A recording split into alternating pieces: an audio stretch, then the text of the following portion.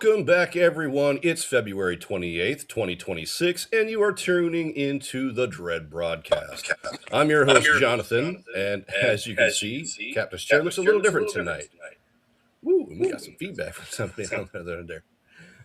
But Tim is currently off grid tonight, celebrating his wife's birthday in the Bahamas. So while he's trading the cold dread for some tropical sun, we've got the keys to the studio. But the beauty of this show is that it's bigger than any one of us. The broadcast is about the community, the creators, and the fans.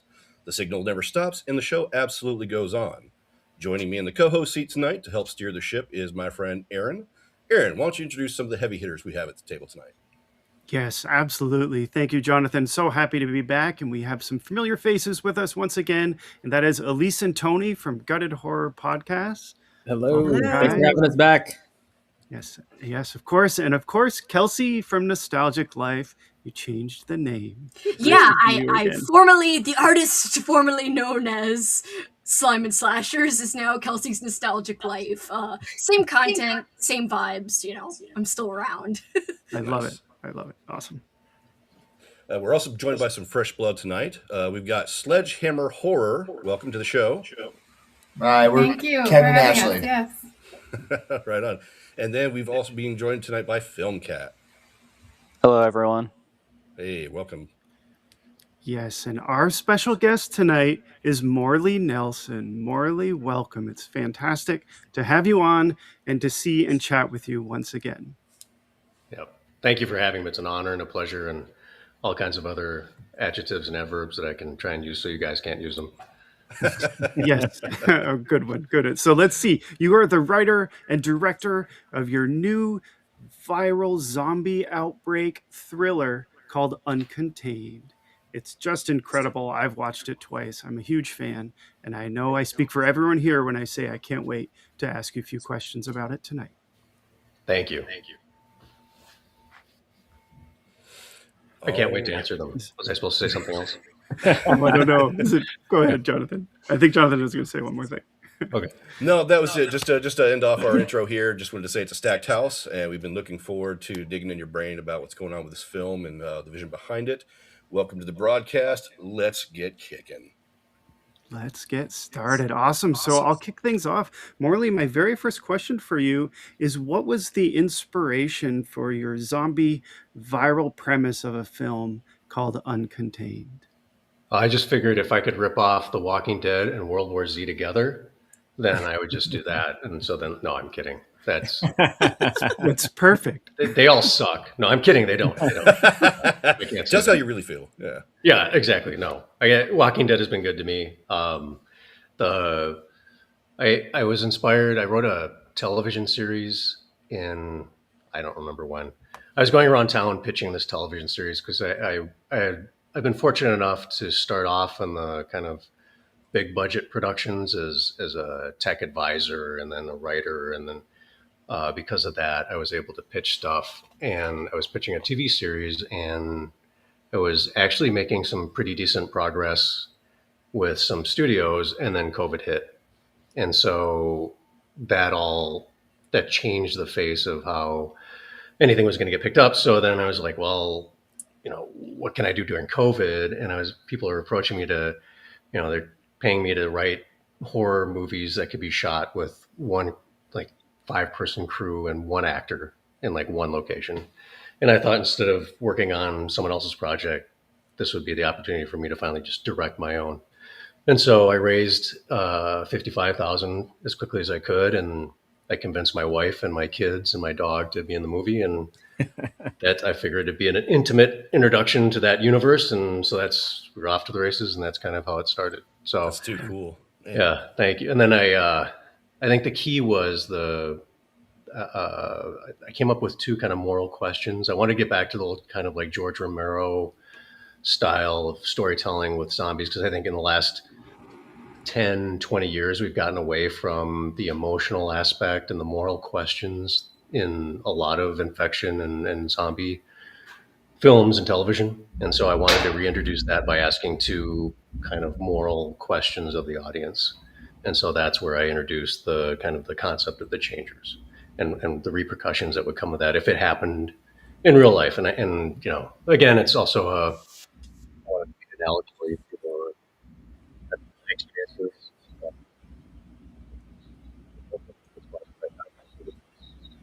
Very, very subtle, but the whole movie's an allegory for really being a giant Bridgerton fan.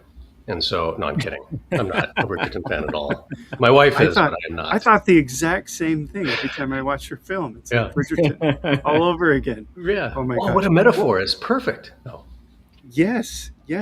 So one thing I love about your film is that the zombie element, it's not really zombies. It's more like a viral kind of outbreak, but it's on the periphery. It's not the focus of your film. You really spend a lot of time developing the characters, and that's the focus, and that's what you really care about watching your film, and ultimately at the end of the film, what your characters go through. I also love that you filmed it in your house. So not only are you at home right now, you're on set still, which I think is pretty cool. So my next question is sort of a fun one. Would you ever film in your house again?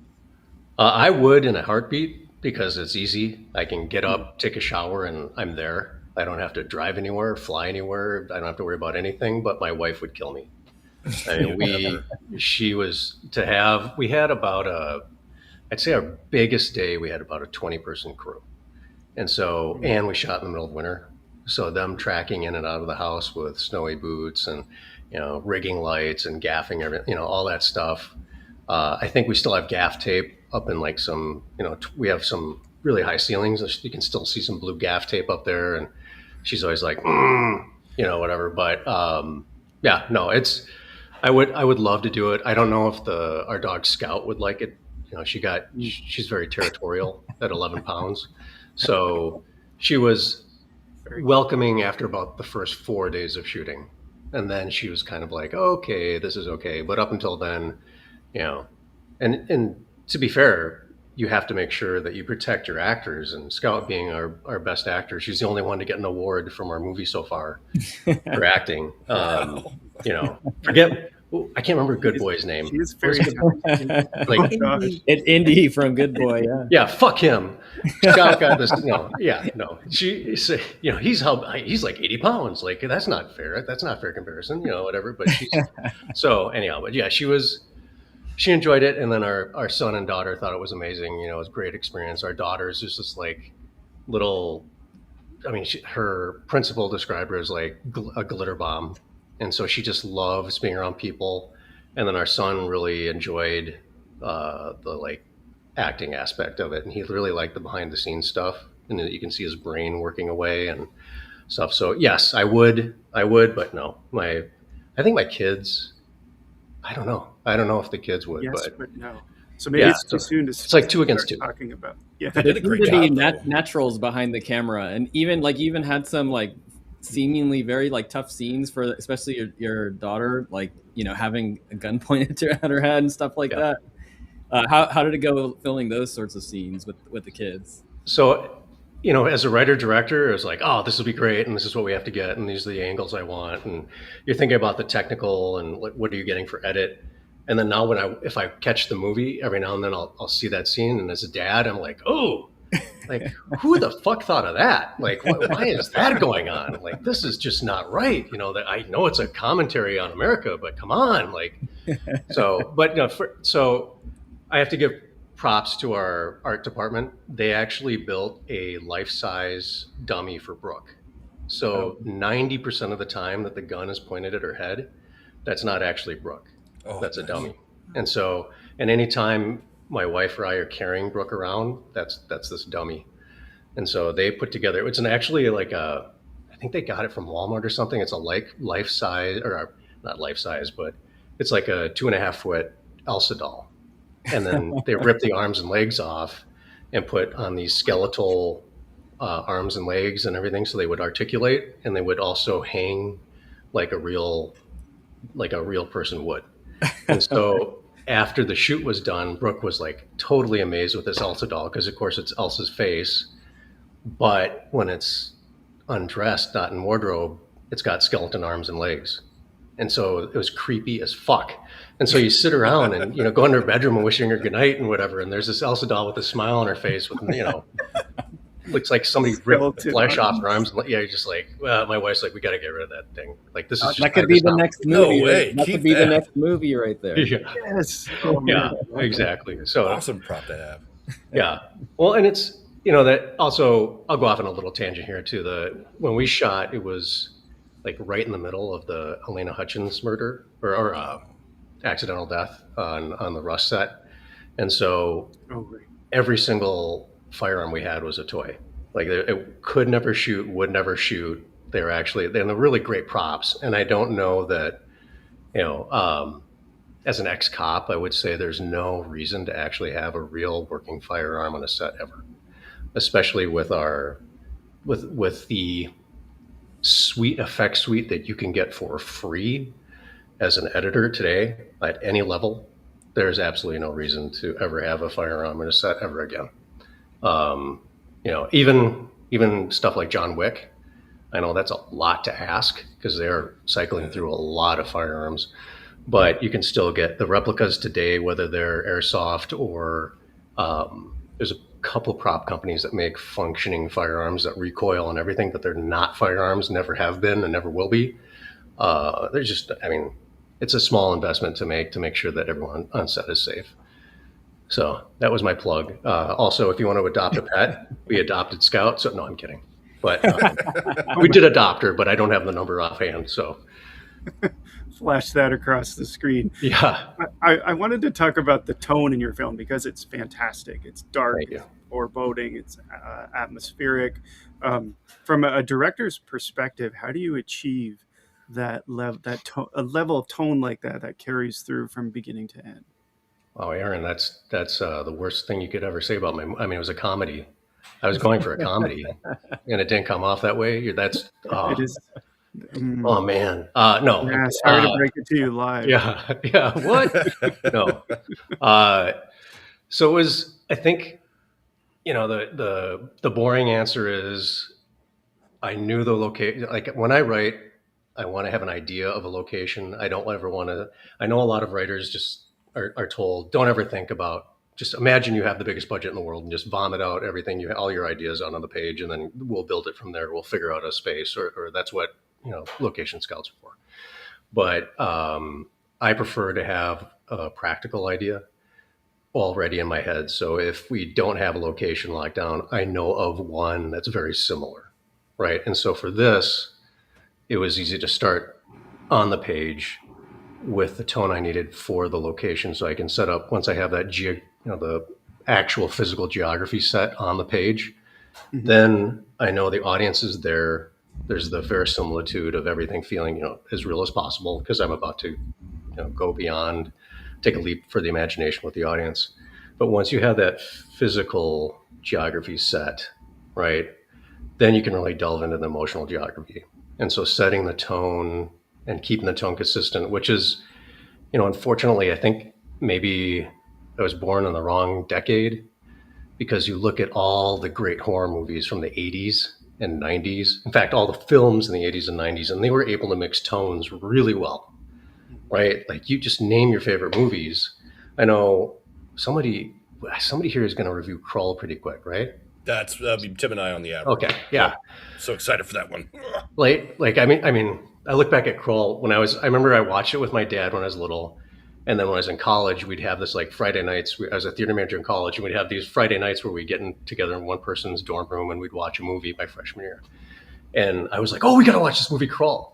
And, everyone's piled in there watching this movie, and everyone's, you forget, like in your head, you remember the best parts of a movie, right? And it's emotionally attached to you and it becomes your memories. And so I'm like, oh, this, the Clatelet's super cool. He has this weapon and there's this huge spider. And then you watch it and everyone turns around and looks at me like, what the fuck is this? Like, why does a white guy have a jerry curl?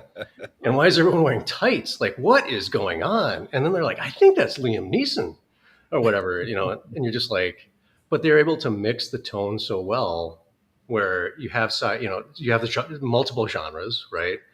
But you look at other movies, you think about how many horror movies, how many action movies where you're able to mix the levity and the comedy in with the seriousness. Like how many movies up until maybe like the Silence of the Lambs or Seven or whatever, those were the exception, right? Like their tone was consistent throughout, like we have now. Like now our audiences demand a consistent one tone throughout. Whereas in the 80s and 90s, it was great because you could have ridiculous humor, right, in the most scary situations, and it played so well.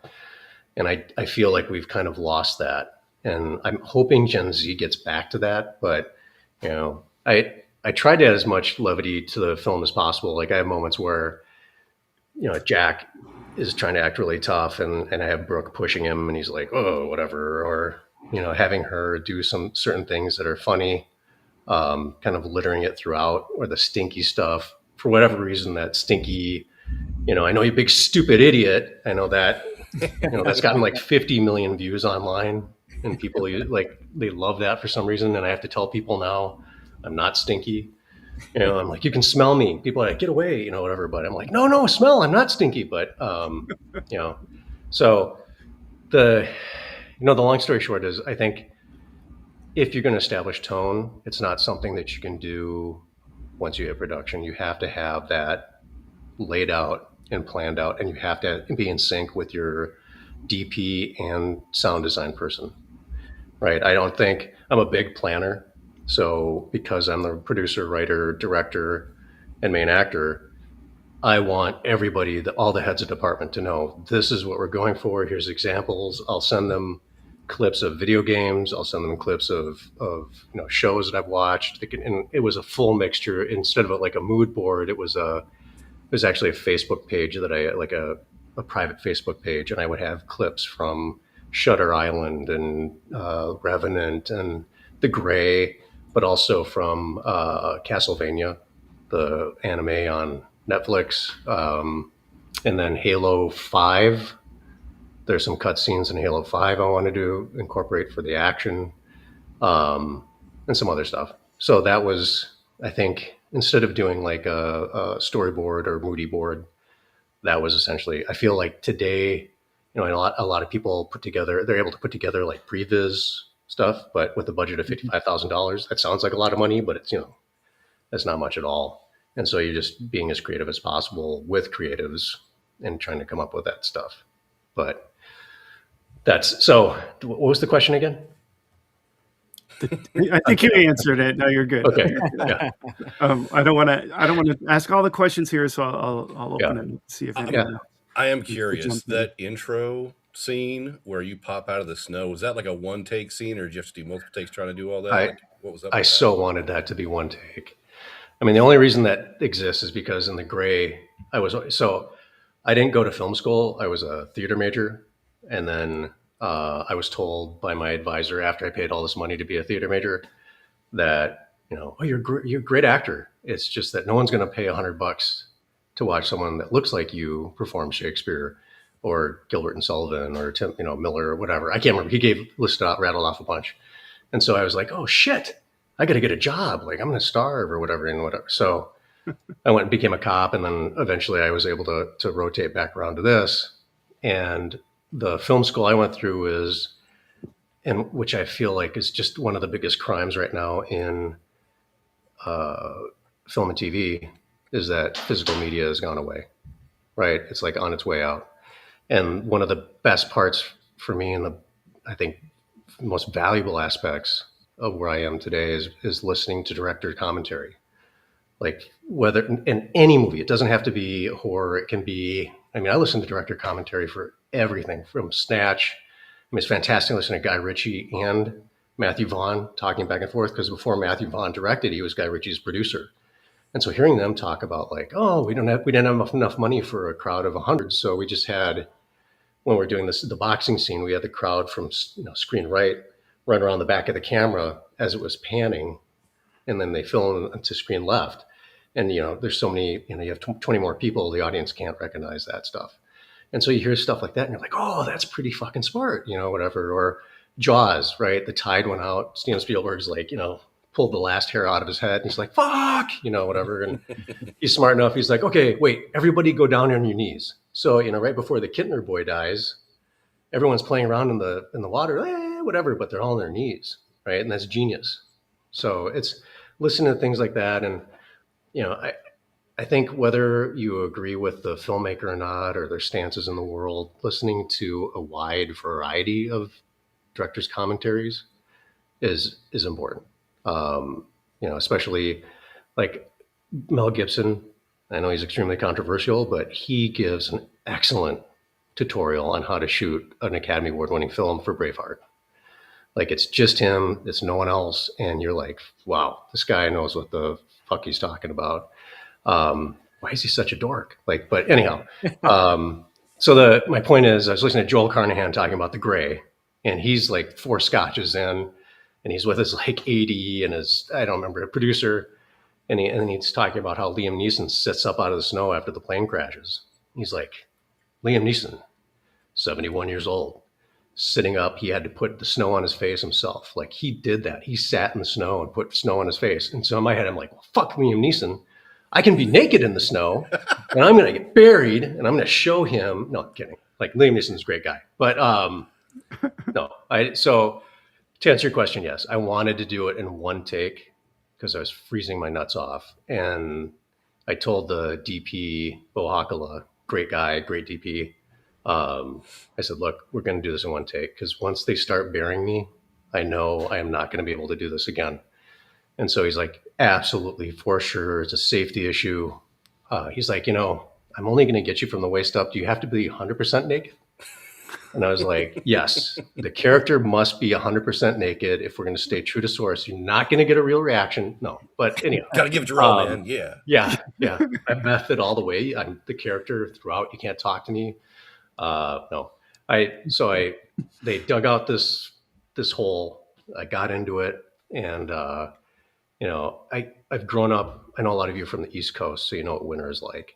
I've grown up in Minnesota, and it is, when we shot that day, the temperature was 13 below, and the wind chill was about 22.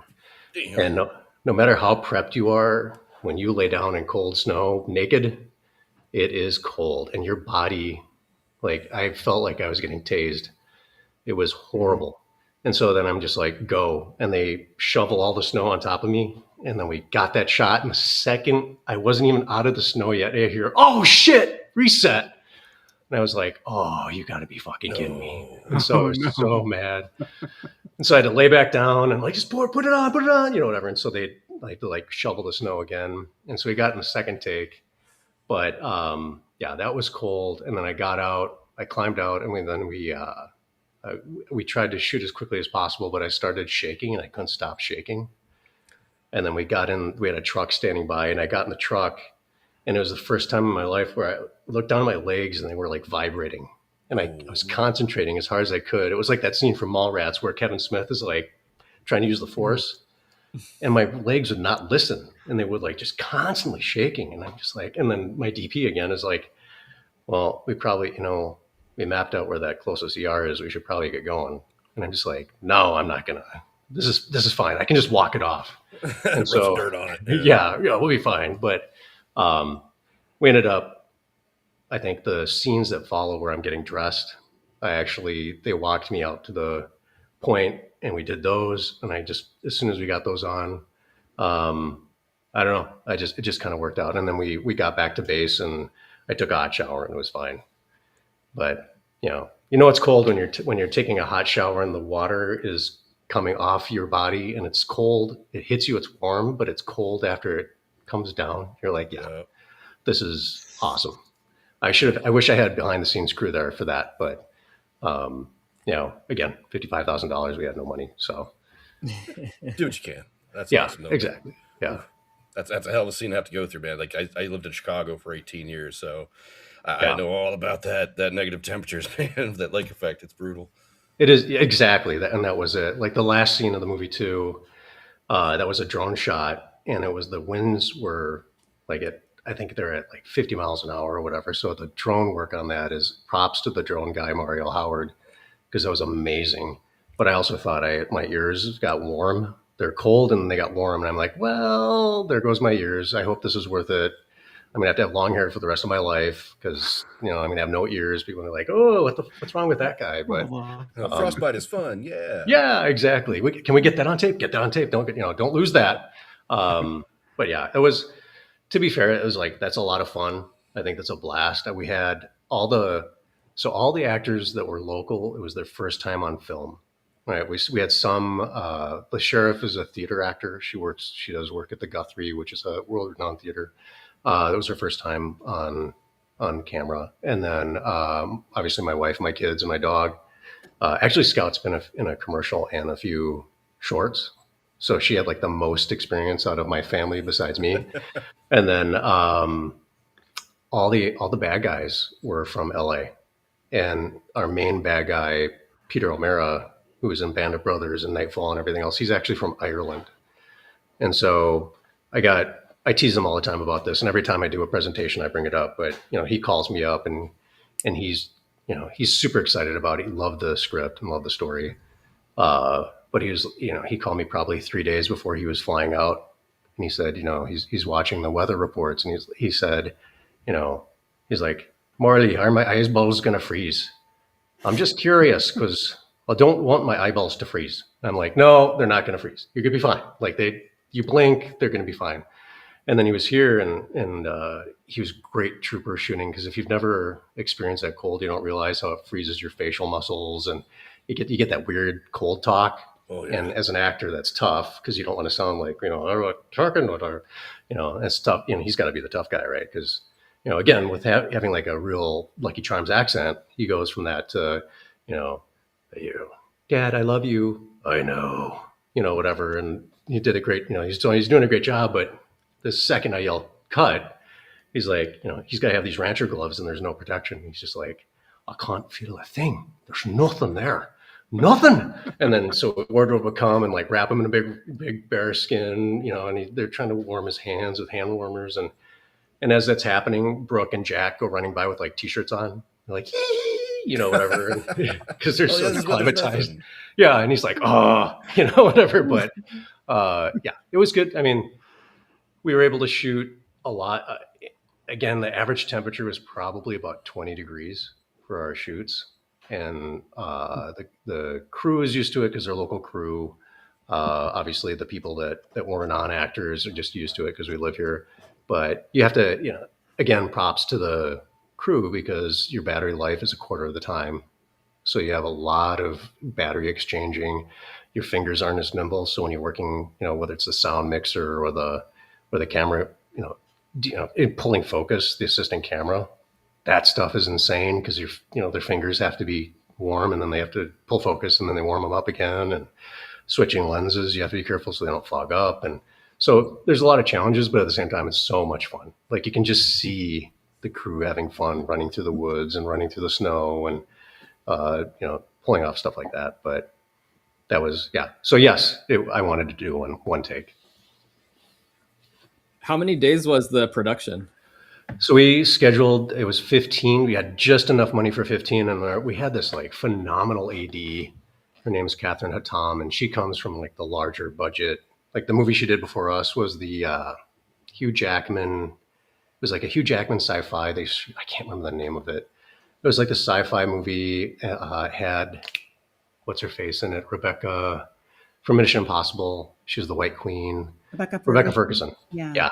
Yep. Good job. Yep. She, so it was a movie with those two, and she came right from that set to ours, and she was so great at scheduling that our 15-day shoot, she was able to wrap in 14. Oh, so wow. We actually shot in 14 days. And then the last day, you plan for the best. You hope you get the beauty of modern technology is you can get like 2 to 5 shots right away. Right. You can like get as many takes as however the actor feels comfortable. I'm not a director where I'm like, we're going to do 100 takes. Right. Because as an actor, if you do 10 takes or 5 takes, it's usually the first take and the last take. Those are usually the best 2. And if we get 5 takes, the editor has something to, glue together the absolute best performance from those 5 takes. So we generally did 2 to 5 takes of every scene. And we were still able to wrap on time, or ahead of time. Sorry. And to give perspective, if you have a 30-day shoot in a major big budget production of 10 million or more, usually the AD gets, a bottle of champagne, an expensive champagne, and a party and everything else, because you're saving so much money and so much time, and it allows you to do so much more. You have a pickup day that you could do. So it's, but it's also a matter of, I guess on those days, the thing that you're looking for is you're hoping for the best outcome with the best angles and the best sound and the best interaction and reaction with the actors.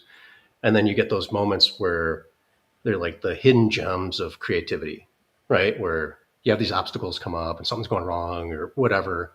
And then you get a moment where, like a perfect example in our movie is when I'm performing CPR and then the woman comes running around the corner and she does this like hook slide right in front of the camera. And there was that one leaf there that day. And as she slid, the leaf like flew up in the camera and flew out. And I shouldn't have said that, I guess. I should have said that was on purpose. I had the prop master dropping the leaf to show the duality of life and death. But no, it was so deep. Yeah, thank you. No, you can claim that stuff later. My editor's like, why do you give this stuff away? What's wrong? Shut the fuck up. Like, what, but it was intentional, 100% intentional. All of it intentional, yeah. Like, I think Eli Roth was always like, if your film sucks, everyone blames the director. And if the film's awesome, everyone congratulates everyone else. Because you're, as the director, you're responsible for every single thing in that frame. And it's like, I don't know. That's a lot of responsibility. Like, do people really think that? I don't think that. But, also, what do I know? I think making movies is about the funnest thing you can do in the world, if you can do it. Like, it's just so much fun, so exciting, and chaotic and stressful. It's like everything mixed into one. If you like pain and suffering and you think that's fun, you should go make movies. You're really selling it. Yeah. Morley, one or two questions more for me. The next one I wanted to ask about is, what has the fan reaction been like? And is there one or two maybe reactions that stand out to you? That's a great question, Aaron. I think, so the fan reaction is, I think 8 of you, right? Like so I for sure have the 8, like all of you liked it, right? Maybe no, if you didn't like it, don't tell me. No, I'm good. That's great. Thank you for asking that. So making a movie is kind of crazy because so for the last 10 years, I've been either, I've had the fortune of acting in a TV series as regular. I've had the fortune of acting in small bit parts. And I never realized there's no pressure. The movie comes out and, you're so happy. You're like, oh, I'm in this movie with so-and-so. And, oh, I was in this movie with Brenton Thwaites and Alicia and Deb Carey. Ooh, whatever. And it's just such a celebration. But after making my own, we had the premiere in LA. And then that night, all of a sudden you're just like, oh shit, people are going to see this movie. Right. And then you see the first review comes in an hour after the movie and you're like, oh fuck, should I read this or whatever? And you read it and it was good. And so I was like, oh my gosh, we fooled one person. Yes. We'll use this for all the marketing material. And then another review came out from Sean Parker and he loved it. And I was like, oh shit, yes, two, that's all we need. We're set. And then fortunately, we had these critics that reviewed it and they liked it. And then the experience was with, I love the horror community and I've been tuning in the horror community for years. And so I was really curious to see who was going to pick it up first. And the first 2 reviews so I should back it up. Cineverse distributed the movie and they gave us a 0 ad spend, which means technically they're not going to spend a penny on advertising our movie. So we didn't have any P&A. We didn't have any email blasts. We didn't have anybody, right? So just 0 attention to it. But the first 2 influencers were not keen on the movie. And they were both there's just not enough gore. There's no action. It's just to me, it was just not interesting. I didn't understand it and whatever. And it's oh shit, fuck. And then all of a sudden there was another person that came out and was like, oh, I love the movie and blah. And then you're just like, oh, that's good. And then another person. And then eventually I had to leave. I had to step away from reviewing stuff because I was going crazy. Are we going to make our money back? Are we going to be in debt for the rest of our lives? Are we are people going to hate me, or whatever. And then I think about the time, like right before you reached out, Aaron,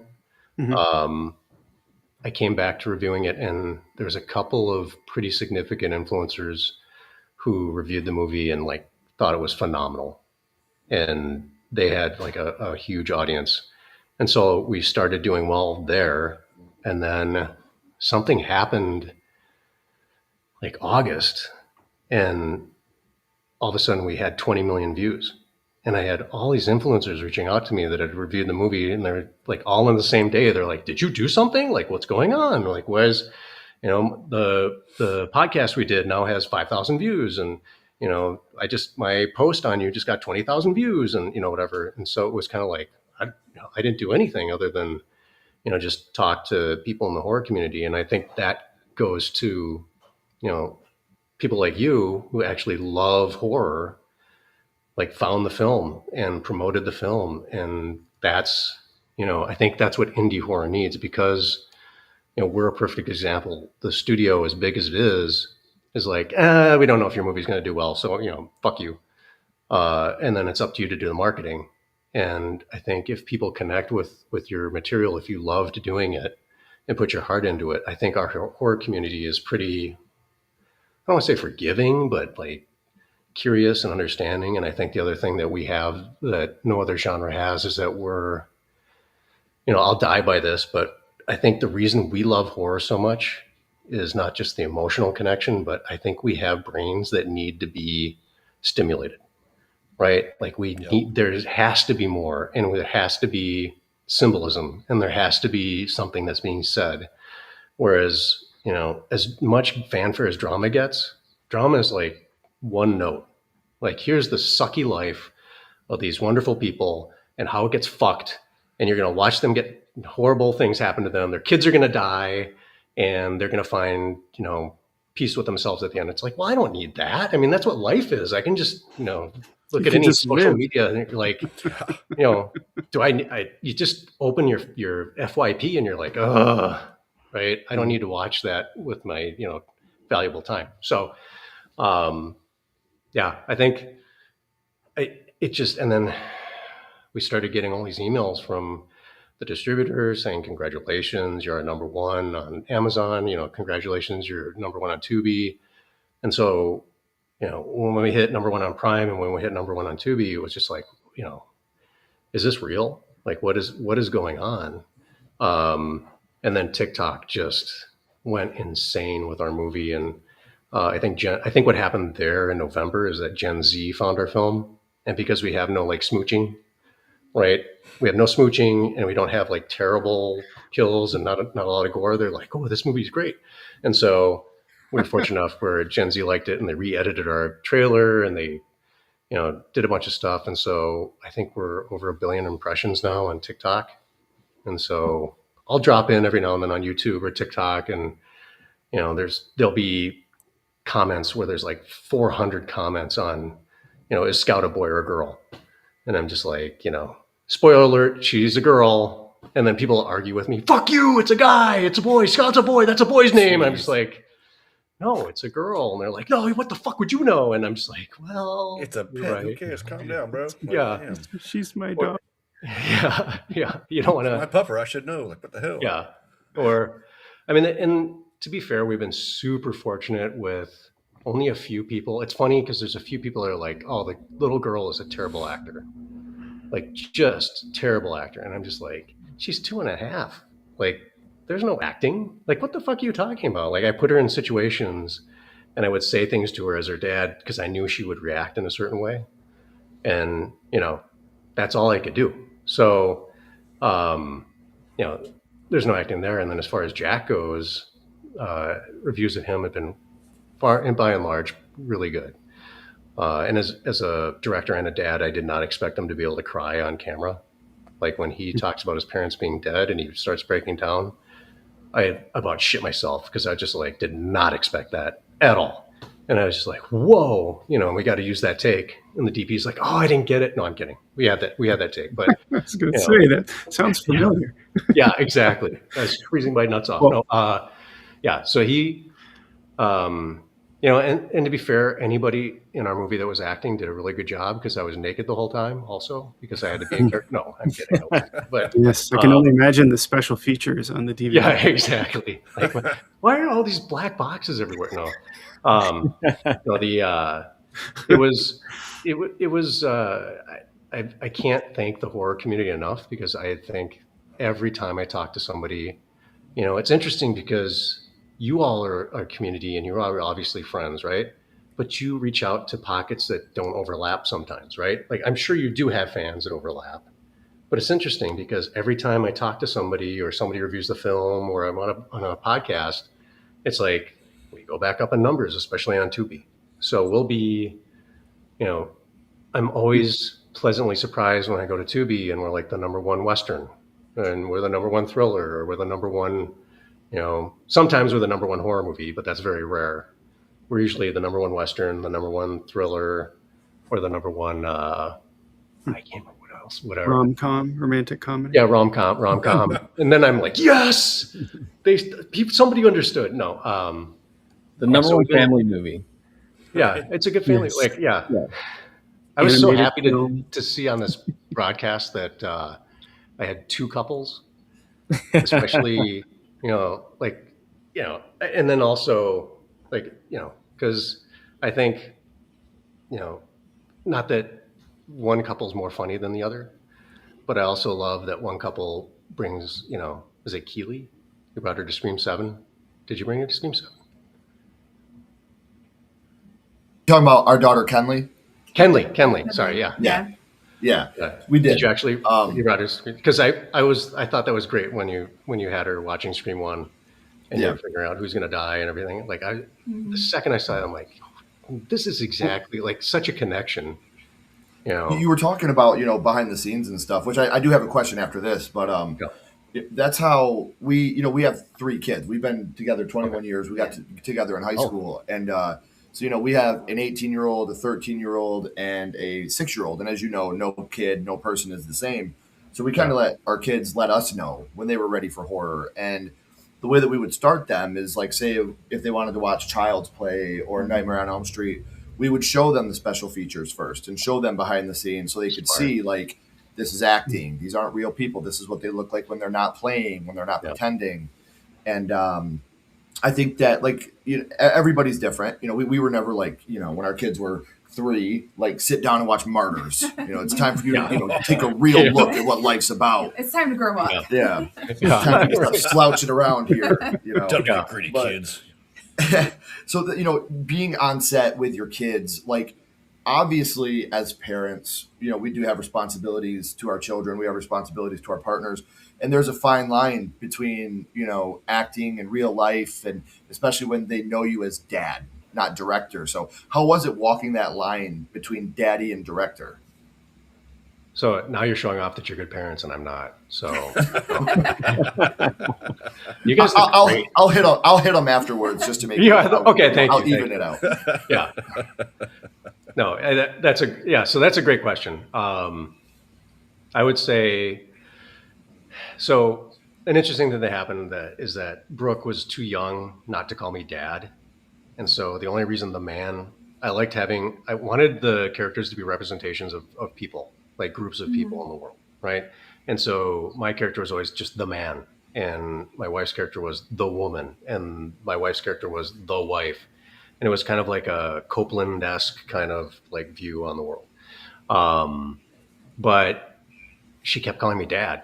And I'm just like, this is going to be a disaster to cut through. Like, I just look at my editor, Charlie Grishevsky, and I'm just like, oh, he's going to be like, come on, whatever. So that's why my character's name is Dan. And that's why we had that whole thing. And like, what kind of stupid name is that? And I'm just like, look at your stupid sister. Because that's, she can't stop calling me dad. Like, get on her. What kind of brother are you? Like, but anyhow, so to be fair, I had so much going on, and you're getting pulled from a million different directions as the lead actor and the director, that my wife gets all the credit for taking care of the kids. So she was working 50, 60 hours a week at her normal job. And then she was shooting her scenes on the weekend. And on the weekdays, because Jack and Brooke are essentially the main characters, she would come in and after work take care of them. And once we got their scene shot and wrapped out by 9-ish, because you're pushing it at 9 with a 2.5-year-old. And so she would take them to an Airbnb so then we could continue to shoot at our own house. So she's going to work full time, coming to set, taking care of the kids, bring them to an Airbnb, taking care of all that, and then restart every day, and then shooting her scenes on the weekend. So that was, as a dad, that was tough to see. But the weirdest thing was you have all this commotion and life in the house, right? That as a parent, it's just always there, right? Like your dog is just always there. Your kids are just kind of that noise in the background. Mm-hmm. And then on top of that, we have 20 other people in the house. And so there's just, the house is just alive and electric. And then everyone would leave at the end of the day and I'd be by myself. I'm just like, well, this is weird. Like it was super weird to be in my house by myself, which I hadn't been since I was a bachelor. And then, fortunately I had Scout, but I have never missed my kids so much as when we were shooting the movie, even though I worked with them every day. So that was interesting. But I also was really hard on my son because, I'll take that back. I wasn't hard on him. I was about to be hard on him because, I didn't expect him to read the script at 7. Like it's just not a thing that he was going to do. Sure. And so I'd tell him before each scene, like, okay, we're going to do this scene. This is what it's about. I'm going to say this.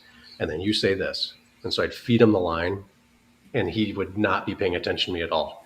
Mm-hmm. And I'm just like, oh, you are so going to, you're going to get in trouble because I'm like a last Boy Scout dad, you get 3 strikes. Mm-hmm. And so, he just would not listen to me and he never missed a line ever.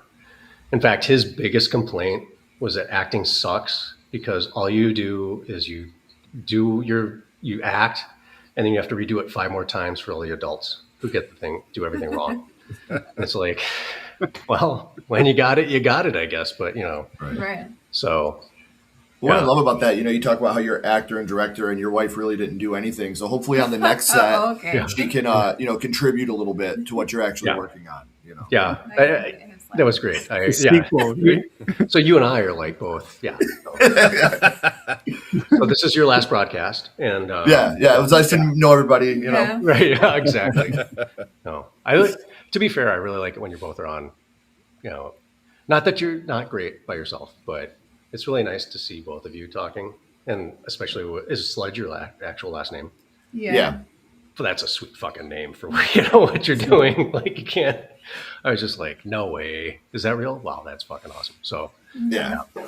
It's like I said, it's a blessing to as like you were just talking. Like I don't think people until they've actually done it understand the importance of working with your partner and your kids. And if there's anybody that will tell you, yeah, that sucks, we should do that again. That's me. It's your partner. They have no qualms of being like, yo, that Yeah. Mm-hmm. So I really do think that it's special to be able to work with your partner and then to be able to, introduce your kids to it because on set at home, your dad, but then they start to see these things and it's kind of like, my dad and my mom, they're kind of badass. That's a really cool thing for you to be able to give them. And you've given them something that they're going to show their kids and their kids can show their kids about that maybe didn't get to meet grandpa or great grandpa and kind of understand the guy that you were to them. So you're giving them things as a lineage to pass down. And that's something special that nobody else can give them. Yeah. I love that take. And I love the fact too that I think I agree with you 100%. No one but your partner is going to be 1,000,000% honest with you. Mm-hmm. Yeah. Because now after my wife watches some of my podcasts or whatever, she's like, you think you're funny, but you're not. Like, why do you have to do that? Like, they're just laughing because they feel like, boy, that was really bad. That was a nosedive. Mm-hmm. Like, you're not funny. I like her. Oh man. Yeah, exactly. Yeah, she's like, oh, it's so brutal. Or, she's the first. I've written probably before Uncontained. I've probably written 29 scripts, whether some have been produced or not. And she's always the first person to read them. And she's by far. I know I'm going to get the second she says something like, well, I don't understand this. The artist in me is like, well, fuck you. You don't understand it. What do you know? You're stupid. Whatever. But and then I'm like, well. That's a problem. I've seen your choice in men. It's your judgment that's the problem, not my writing. Exactly. Yeah, exactly. You have great taste. Oh wait, no, yeah. So I think it's complicated working with, we do bump heads a lot. And so there has to be, I think you found the right partner if you bump heads a lot, but you can also work really well together, right? And It's a feed off weird each other, duality. right? Yeah. And feed off each other and support each other. Yeah. Well, I think the big thing about that, she's not going to critique me just to be mean to me. She's going to do it because she's honest and she wants me to succeed. Right. And vice versa. Like I don't ever critique her because she's perfect. But if you're in that situation, wow, he's redeeming himself now. Yeah, our couch isn't very comfortable, so she's perfect, and she looks very nice in the sweater. Yeah, thanks. And I just think that your partner will be honest with you in critiquing, but they're not doing it to be hurtful. They're doing it because they love you enough to be honest with you. Yes.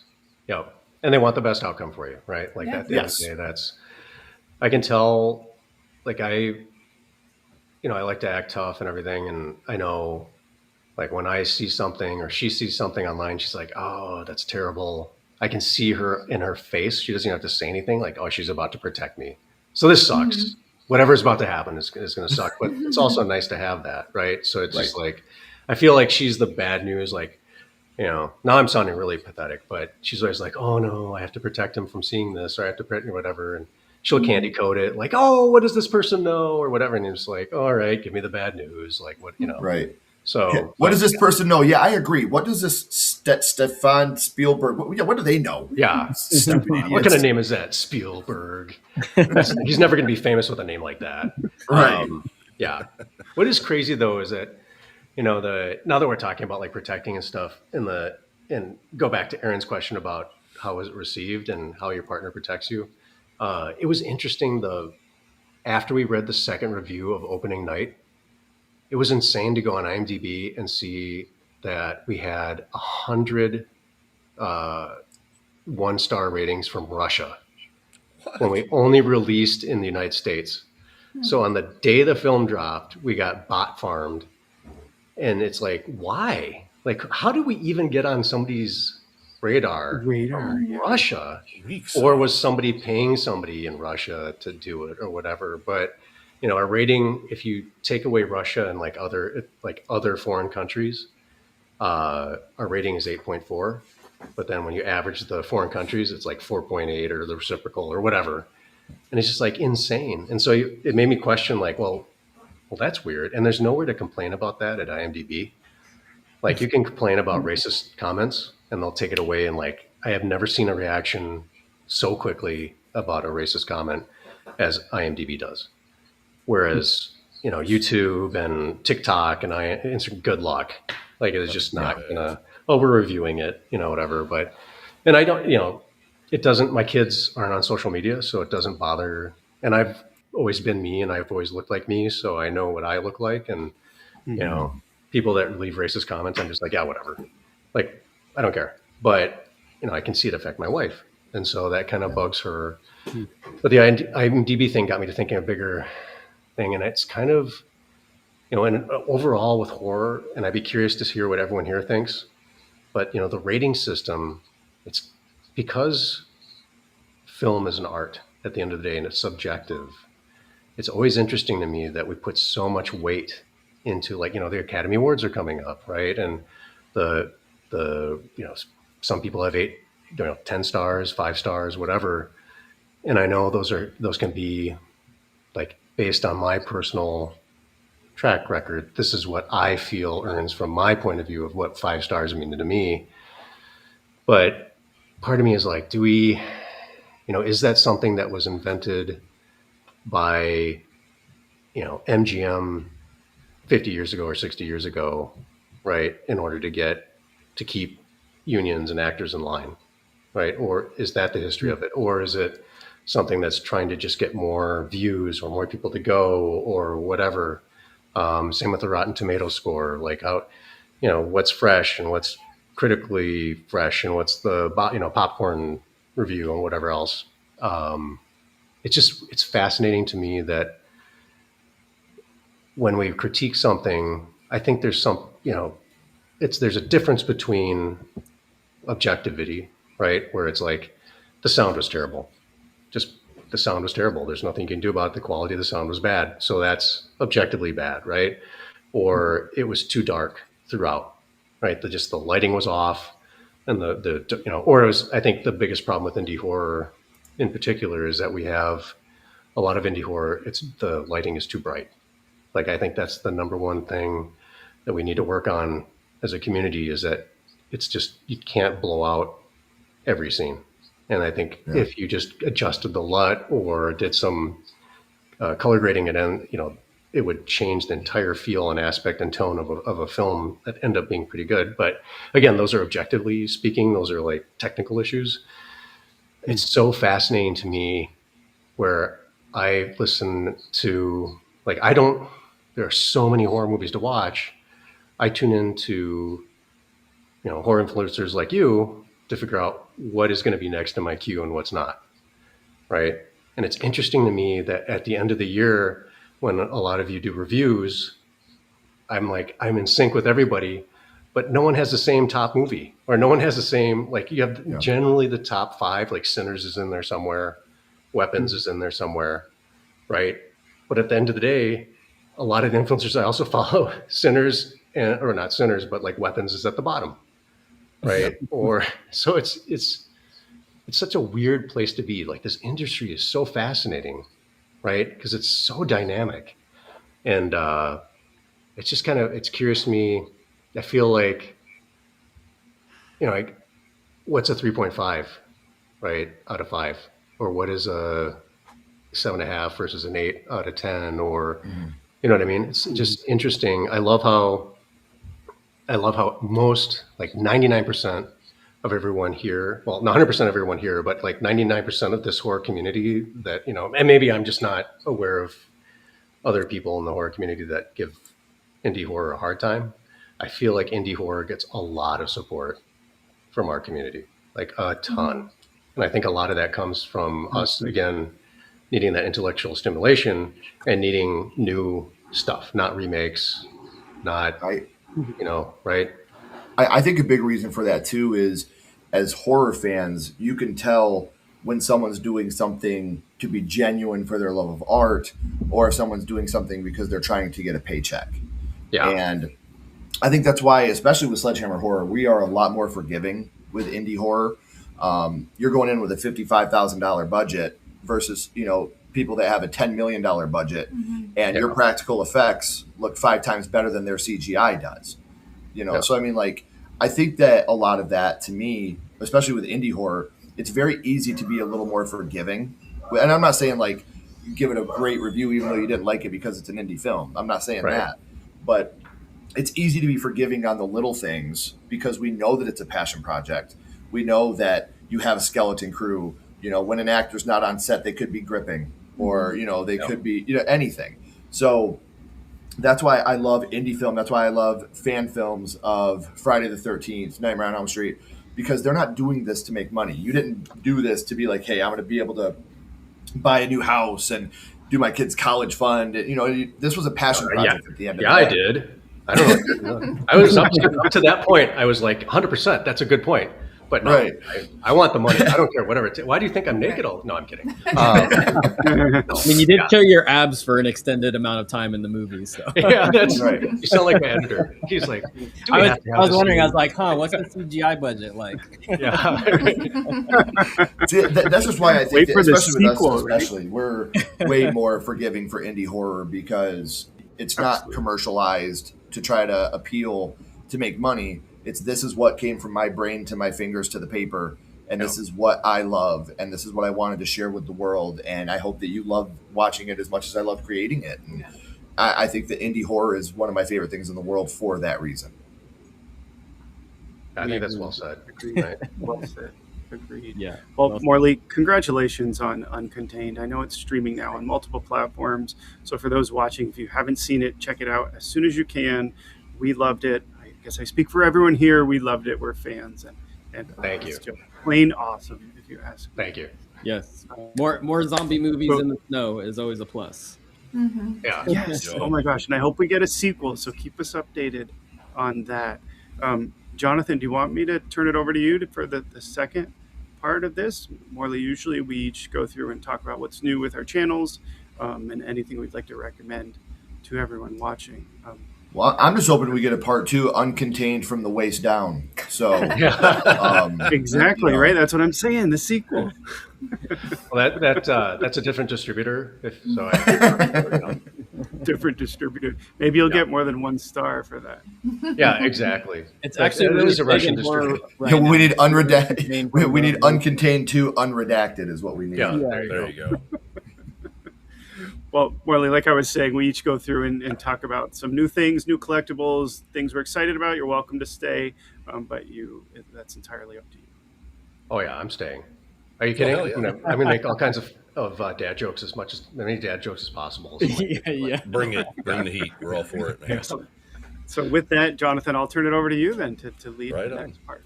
Sweet. All right. So for the rest of our panel tonight, let's go ahead and start off with Tony and Elise from Gutted Horror Podcast. What do you guys have for us this evening?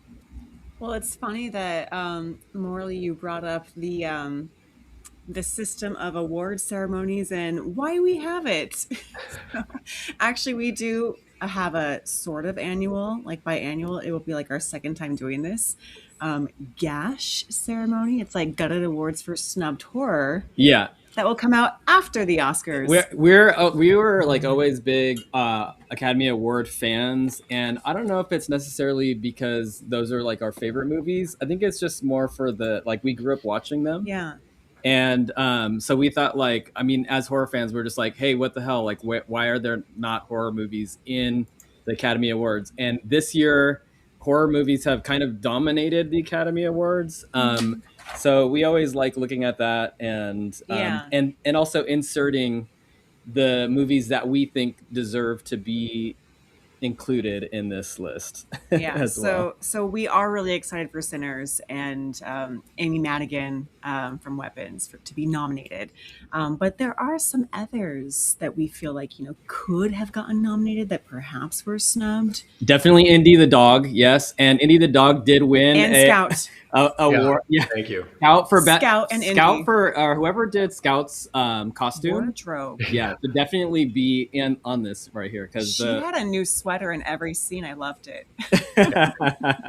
Thank you. Yeah, Carrie Riley was our wardrobe, and she totally enjoyed dressing Brooke and Scout. So she's just like, how many? She had probably 50 outfits for Scout, and I was like, if you can do it fast, whatever. But And I just want to bring up, I'm upset for you and Brooke that there were any negative comments about Brooke's performance because she was amazing, and I didn't realize that she was just 2.5. I loved all her little scenes. She was so natural, like that little scene where you're lying on the floor and she just kind of lays on top of your arm.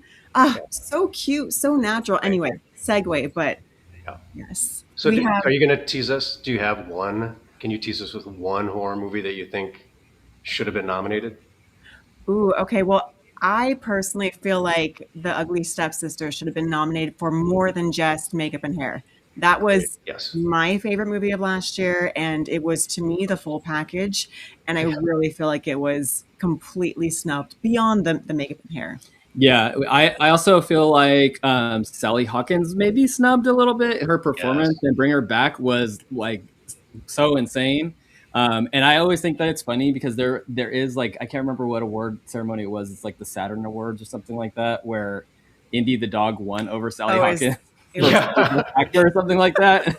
So, I don't know, but we also wanted to open it up to the panel to see what movies, performances, or elements you feel like were snubbed this year. Yeah, or something that maybe could be talked about as far as best picture, best actor, anything, best makeup and hairstyling, cinematography. The Long Walk should have won everything.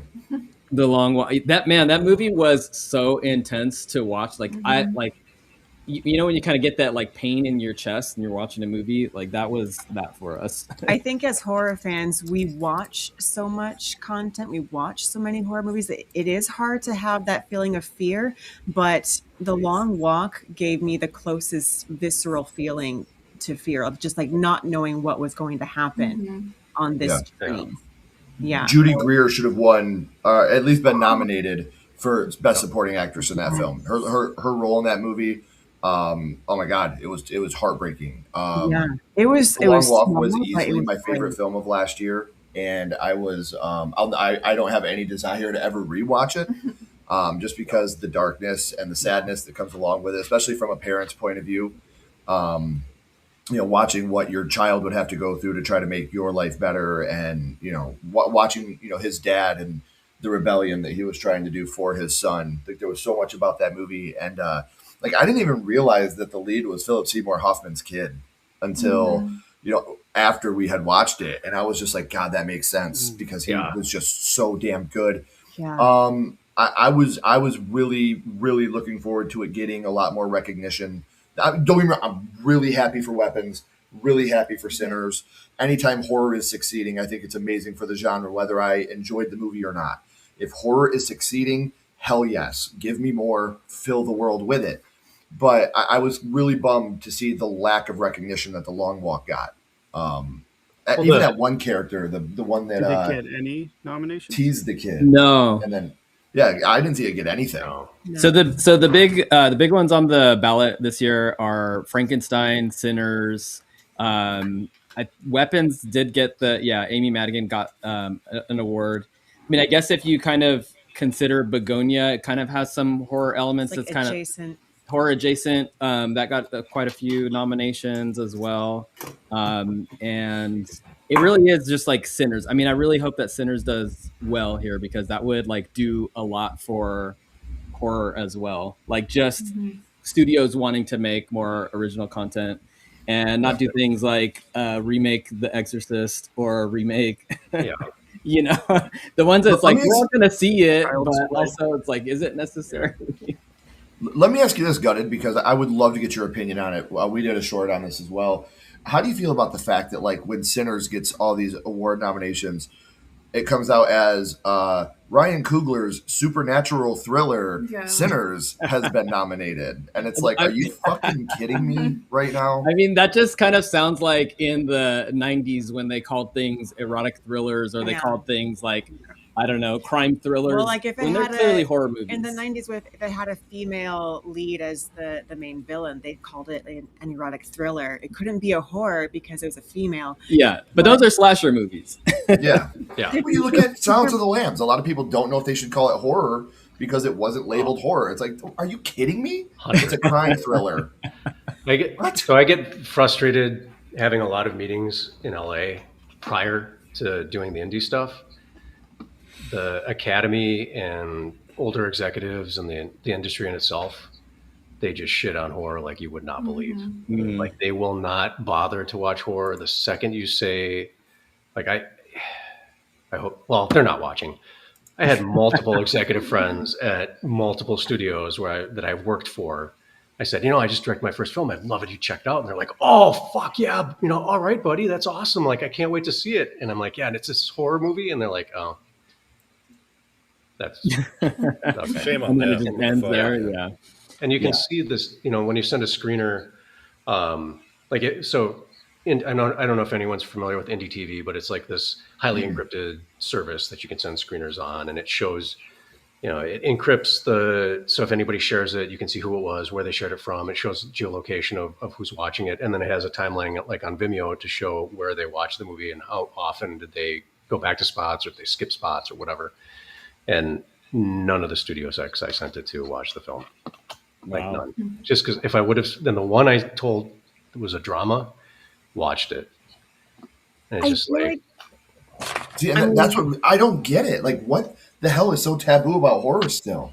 Like, you can tell. Look at Hereditary. Toni Collette's snub in that is pathetic. She is one of the greatest actor, not just horror actresses. I mean, you look at her roles in Hereditary, The Sixth Sense. She was, to me, one of the brightest spots of the Fright Night remake. And then you look at her in like Little Miss Sunshine. Like, her role in Hereditary, I feel like everybody, not even horror fans, watch that dinner scene and it hurts their chest. Yeah. So the fact that they can't put respect on the name of horror because they don't understand the genre is a really big bummer to me, because you can have any genre be corny or suspend disbelief. But the minute you say that it's horror, it just automatically gets shit on and thrown into the ground. So it's just that to me is just so. It's a turnoff for me to the Academy. Yeah, why should I take you seriously when you can't give someone like Toni Collette the time of day when she did a better performance in that film than anybody from that year? Yeah, it's disheartening. Well, it's also, I think the other to piggyback on your comment, it's crazy you talk about The Long Walk, and I can't remember the actor's name, but the black actor, that's he was David John. Is it David Johnson? Yeah, the British actor, right? Yeah, David Johnson from Alien. From Alien. I mean, that's the crazy thing. From Alien Romulus. He's Alien Romulus, the synth in Alien Romulus. Like, you couldn't get two different performances. I mean, talk about a phenomenal actor, not mentioned on anyone's radar. Like, the idea that terrible. It's like, I think it's the disdain for horror comes from this kind of long tradition of big studio. This is what we're here to do is, we're serious and, we do drama, right? And maybe comedy, but mostly drama, right? And period pieces. Fuck period. Like, I am so sick. How many more fucking remakes of Wuthering Heights are we going to get? Right? Like, for real. Yeah, I'm with you. What is going on? And then on top of it, they're always like, well, Hollywood will do whatever makes money. That's 1,000,000% not true, because no one makes money like horror. There is no return on investment like horror. Not a single genre kills like horror kills. And look what Iron Lung just did. Yeah. Right? Talk about true indie horror. What was it, $2 million budget, and it did over $50 million? Like, if studios were serious about it was all about the money, they would invest in horror. I mean, look at what Warner Brothers did last year. All their top grossing films were horror. You had Final Destination 6, you had Weapons. All the top grossing films from Warner Brothers last year were from the horror genre. And it's seriously, it's a slap in the face to horror fans. And that's the crazy thing too, when Sinners came out an opening weekend, instead of celebrating how well it did, like any other movie, they would have been like, whoa, phenomenal. Like, perfect apples to apples comparison, one battle after the other, right? That is maybe not going to make its money back. But, phenomenal opening weekend, more than $20 million. Sinners had like a $70 million, $90 million opening. And all the trades were like, well, it's going to be a long road to recovery for Sinners. Oh, it's going to be really tough for them to make their money back. And it's just like, what? Like, fuck you. What are you talking? Yeah, because horror is being successful, right? Yeah. We had a hard time finding certain showings of Sinners because it was so packed, because everyone was wanting to see it. And it was in the theater for a while. It wasn't gone overnight like a lot of movies. Staying power. Play for a week. Yeah, staying power. Absolutely. The most money we've ever spent on a movie in the theater, because we saw it in the 70 millimeter IMAX. It's like $35 a ticket or something like that. It's worth it. It's worth it. Oh my God. And how did it sound? Like the music moment. It was incredible. Okay. When we walked in, they were playing the soundtrack. They're playing the score in the auditorium, the theater, before they played the movie. And it was like, it felt like we were going to go see a play. And the second you said that, my mouth started watering. I don't know why. I was just like, it's funny. And I'm one of those people that I think Sinners is fine. I think it's a good movie. I love it way more for the first two. I love it more before it becomes a horror movie. If that makes sense. Like, I loved the performances, the soundtrack, the music, the jokes were phenomenal. I love the From Dusk to. I think I would have been more accepting of it if I would have went in blind and not known that it was a vampire thing. I think I maybe would have accepted it a little bit more. Yeah, they ruined it in trailer. Enamored. Yes. Yeah, I was so enamored with what I was getting in the first two acts. Don't get me wrong, the dude that was the vampire, the one that was the Jimmy from 28 Days Later. That dude is a masterpiece. Like, he is amazing. That lead vampire. Yeah, he's having yes. Yeah. And so I just I understand and respect why that movie is getting all the credit it's getting from the academies and stuff, because, like I said, even before it becomes a horror movie, as a gigantic horror fan, I was obsessed as I'm watching it before the horror even started. Yeah, I think that's a fair comparison to Dusk Till Dawn. like I dismiss the sessions where it's like a rip off of Dusk Till Dawn. It's like, fuck you. Like, just because it's the same, you know, total not. But I think in the aspect that you're paying homage to it, same with Dusk Till Dawn. If you would have gone in cold without a trailer, the second that the first vampire pops out of, you know, you would have been like, what the fuck am I watching? Like, what? This is awesome, you know. So I have, it says it rips from Dusk Till Dawn off. I don't think that they know what the hell they're talking about. No, there's a huge difference between it's a ripping Survive the Night off movie. and, That's like the only kind of thing, and there's some sort of ghoul vampire, you know. And it's ripping off, you know, Nightmare on Elm Street too, and it's ripping off, you know, Night of the Living Dead, and it's ripping off, fuck off, like Vampire in the Bronx. It's ripping off Vampire in the Bronx, you know. Dracula 2000. Don't forget. Gerard Butler, man. No, when I saw it, we did the movie night thing with Dusk Till Dawn too in college, and one of the guys watching with us, he was like, not the brightest bulb, really nice guy, but not the brightest bulb. And it got to the point where George Clooney like whips Sex Machines, whips him, and it goes around his neck, and he pulls his head off, and he turns into a rat. Yeah. And at that point in the movie, the guy in the back of the room goes, "You're right."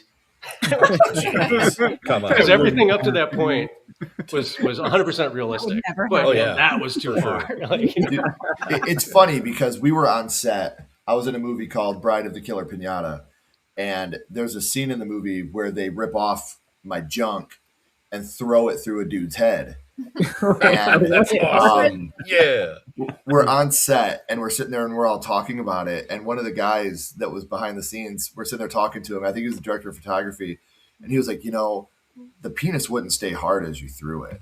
And the director, Steven, was like, this movie's about pinatas killing people. And you're drawing the line at how erect a penis would stay as you're throwing it at another man's head. And it just, when you just said that, that's totally what it reminded me of. Like, what a dick. The missile wasn't hard enough. Who invited that guy? Elise and Tony, if you do a foreign list, foreign movies that were snubbed, Meat Kills, I think I talked about it last time, by Martijn Smits. It's a Dutch film, and I loved it. If you haven't watched it yet, it's fantastic. We have not seen that. Yeah, Meat Kills, like MEAT. Yeah. Okay. Aaron turned me onto that one. Oh, did you like it? Did you see it yet? I did. It's good, right? We did our My First Horror Movie, and you told me afterwards to check it out. Yeah. No, I remember telling you. Yeah, it's so good. Yeah. And the director is fantastic. He normally does like kids movies, and so I got to interview him, and he's like, "Yeah, I normally do like these kids movies." So it was amazing to do horror. He said there aren't a lot of Dutch horror movies. So yeah. So it's like if you love American Tail, you should check out Meat Kills. Yeah. Exactly. Noted. Yes. In our list too, like we also are in this. We keep it kind of silly. Like they're not all like super serious. Like we make our own categories. We make our own categories this year. We're gonna have one for hottest monster because it seems like the classic Universal monsters are back, and they're all looking very alordy. Yeah. And then we'll also give out shout outs to like one of my favorite movies of the year, Jimmy and Stiggs. I mean, the guy who made that, so Joe Bagos, like he made that in his apartment over the course of 2 years. I think and 4 years. It's all like, it's all like day glow paint and like really bad puppet aliens, but it's like incredible. So I would give that a nomination for cinematography, production design, all kinds of stuff. And willingness to not get your apartment deposit back. Like he's not getting it. Definitely not getting the deposit back on that. That place was thrashed. Yeah. But awesome. That's what we have. So look out for that episode. It's going to be released the end of March 25th. Yeah, we need a little bit of time after the award ceremony to kind of like figure out, all right, what else are we going to add to this list here? What are we going to hate about the Oscars? That's what we're Oh, yeah. Okay. Nice. Right on. All right. Well, congrats. You guys are past 100 episodes, right? We're at 114. We just released an episode, a review of Gonjiam Haunted Asylum. Mm-hmm. And it was a first time watch for me, and it was pretty cool. Yeah. Took us a while to get to the 100 episode. But Congratulations. Yeah. Thank you. Fantastic. Congratulations, guys. Cool. All right, so up next, we will pass it on to Kelsey of the newly dubbed Kelsey's Nostalgic Life. Yes, like Rocco's Modern Life. Yes! Kinda. Yes. And I didn't mean to do that, but it works perfectly because I'm super into the 90s, so it's Hell yeah. Yes. kismet. So funny we were mentioning Lucky Charm accents because I want to talk about St. Patrick Day's thematic things you could do to celebrate. Ooh. If you're into St. Patty's Day, I am. Am I of Irish descent? No. But I wish I was, so I hope that counts to be able to celebrate and really love St. Patrick's Day because it's the best. I think part of the reason why I like it so much is because one of my favorite types of music is Celtic punk. I love Celtic punk, so Dropkick Murphys, Flogging Molly. They're some of my favorite bands. The Tossers, they're from Chicago. They're amazing. Really underrated. My favorite part of Sinners was the Irish song, The Rocky Road to Dublin. I love that part. That was like my literal favorite part of the entire movie. So here I'm going to tell you about 3 Irish authors. And actually, I think, well, I would say one of them's not really an indie author anymore, but the other 2 I would call indie authors. But 3 Irish authors, they were all born in Ireland. And then I'm also going to talk a little bit about my nostalgia event coming up in April. But so let's kick it off with, I think the author on this list that I have read the most from is Keelan Patrick Burke.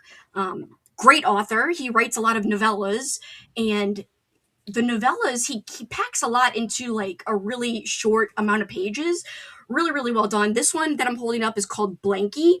It is a grief horror about a couple who lose their child and they keep the blanket, the baby blanket, and like sinister things and weird things and almost some cosmic things start to happen. Again, this is like, if I look up exactly how many pages, 74 freaking pages. And I remember this. I read this like 4 years ago. I still remember this really, really vividly, especially like the creepy dread elements, but it also had great depictions of grief. So if you don't mind grief in your horror, definitely check out this little novella. But overall, I don't think you could go wrong with any book by Keelan Patrick Burke. Another one that has a lot of grief in it is called Guests, and that is a winter horror novella. That one's really good too, about people getting snowed in, and that's horror as well.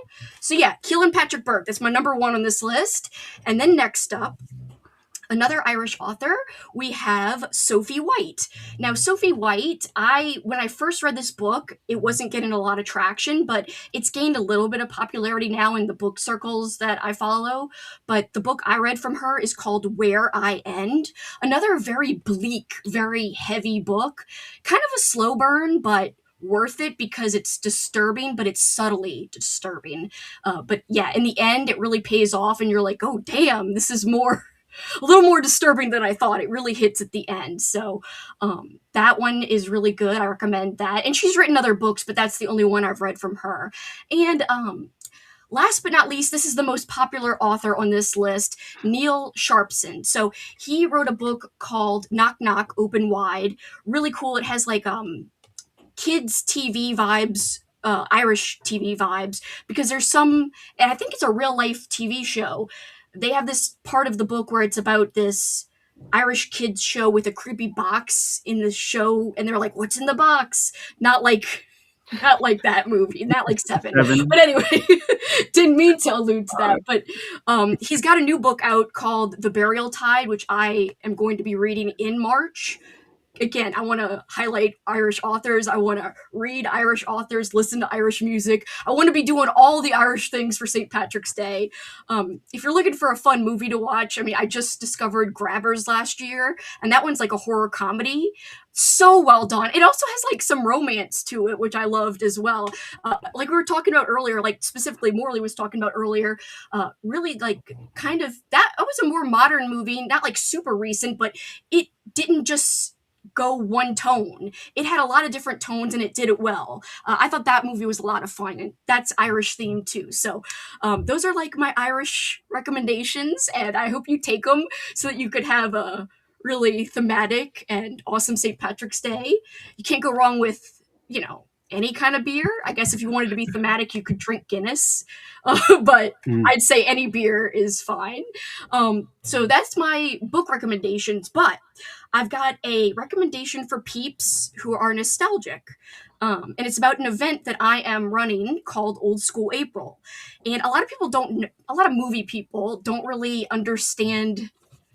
So book people, a lot of them join in on these events called readathons. And those are just like, you have thematic prompts, you read books that fit the prompts, so that's called a readathon. Well, I made a couple events a couple of years ago that weren't just readathons, they were watchathons, because I'm a movie person too. I like movies, I like books, I like fun thematic activities. I just love being thematic, hence why I'm going all out for St. Patrick's Day. It's as much as I go out for Halloween or for like Christmas and stuff. I'm just, any excuse to be thematic, I'm there. So Old School April, the idea is it's not just a readathon, it's a nostalgia-a-thon. So if you're a fan of slowing down analog hobbies, watching shit from the 80s and 90s, or even the 70s, 60s, early 2000s, really doesn't matter what decade you're nostalgic for. My event has plenty of ways you could participate. We've got thematic prompts you could choose from. You could choose to do the prompts, or you could just read and watch nostalgic stuff in general. We do have competitive teams, so you can technically compete to try to win, and the winning team gets to help pick out the theme for next year. So each year there's a different theme. Last year it was who you gonna call, and yes, obviously Ghostbusters was a team, but we also had other teams like people you would summon, like Beetlejuice and Candyman were two of our teams, and then we also had the Scoobies, because you could call, like, you could call them to solve a mystery. So anyway, we have a little different theme. Next year's theme, or this year's theme, is secret, but it will be revealed tomorrow on my channel. And if you're watching this podcast or listening to this podcast after the 28th when it airs live, my announcement video will be out already, because it's going to be premiering tomorrow, March 1st at 1 p.m. on YouTube, Kelsey's Nostalgic Life. So please, if you like nostalgia, if you like freaking the sound of community events, it sounds like it's intricate and there's a lot of moving parts, but I promise you, you don't have to worry about any of the rules, any of the nitty gritty.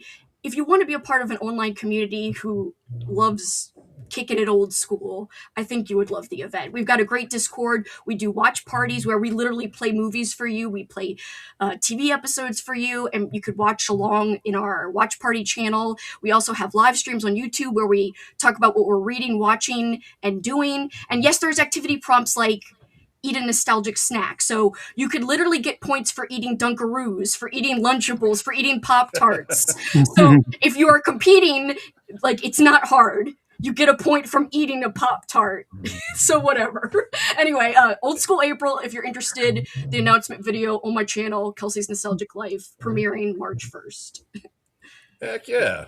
Kelsey, So cool. Sorry for the plug, but I'm really hoping. good. See, movie people, we haven't tapped into those. A lot of readathon people join in, but I'm really hoping some more movie-centric people will want to join in, because the community we've built, we've done this for about 3.5, 4 years now. The first year it wasn't like what it looks like now, but basically 3 full years with the angle we're doing now, and we've made an amazing community. I'm really proud of the community. A lot of people say that it's their favorite event of the year. They look forward to it all year. They save things to watch, rewatch, or read or reread for that time of year. So if you're like me and you're stuck in the 90s, you're stuck on some clown from the 60s, man. That's a Seinfeld quote. Anyway, I love Seinfeld, another 90s thing I'm obsessed with, but I'm stuck in the 90s, and if you're like me, I think you'll love this event.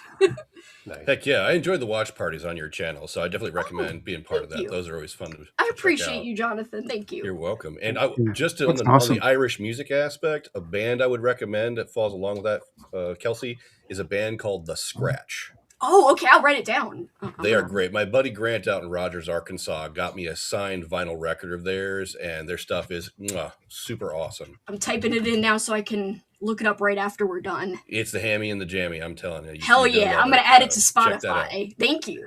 You're welcome. Kelsey, was Grabbers, is that where they're in the jail at first?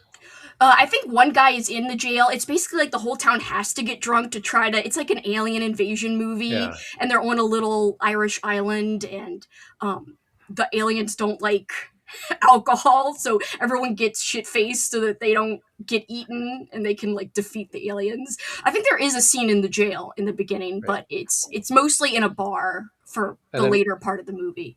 And do they use sword guns? Is that the one with Robert Coyle? I think Robert Coyle's in that, right? Or... I had to look it up. I'm bad with actor names, really bad with actor names, but it's great. If you haven't seen it, it's fantastic. It's a lot of fun. Yeah, it's good. All right, and then up next, Sledgehammer Horror. What have you guys got for us? Coming up this week, I know that we have on Monday My First Horror Movie, where we bring guests on to talk about the first horror movie they watched, what it meant to them, with Holly's Haunts. And then Wednesday is my top 10 horror movies from 2020 to 2025. So half of a decade. So I'm doing my top 10 of the decade. And then we also have our horror March Madness coming up where next week. We take 32 villains, we pretty much pull them out of a hat, and we make our bracket kind of like it's like a March Madness style bracket. So we have our villains, and we're gonna do a live on who we think is gonna win the Sledgehammer Horror Madness this year. So this is year 5 of Sledgehammer Horror Madness. That's March 11th. And if you go to any of our social media or you go to our community tab on YouTube, you can print your own bracket with the names on it so you can fill it out and see who you think is going to win this year's Maniac Madness. And what we did this year that was a little different for that is we put over 300 villains in the hat this year. And this year, because it's our 5th year, we put in winners from the past even. And so some of the names that are on the list, you got everyone from Mark Hoffman from Saw, Jason Voorhees, Julia, Leprechaun. Leppy. Yeah, Leppy made it. And then you got Brandon from Brightburn, Rose the Hat from Dr. Sleep, the Barbarian Monster. Who won that for me? Rose the Hat. Rose the Hat won from our inaugural year. The finals for both Ashley and I came down to Pinhead versus Rose the Hat. Yeah. And Rose the Hat won for her and Pinhead won for me. You got to go with the gash, right? Gutted horror, Pinhead and his gash, they're gonna win. So I think Rose the Hat's a pretty pretty great villain. We're doing that, and then Wednesday we'll be joined by some other amazing critics that we're big fans of. Wednesday at 7 p.m. Eastern, we'll be joined by Chuck the Movie Guy, Cody Leach, Jordan Blum, and Colby Does Horror, to re-rank the Scream franchise with Scream 7 included. So those are some of the things we got coming up. And then I think for St. Patrick's Day, just to be kind of ironic and funny, we're going to do a live watch along of Halloween 3 Season of the Witch for the Silver Shamrock.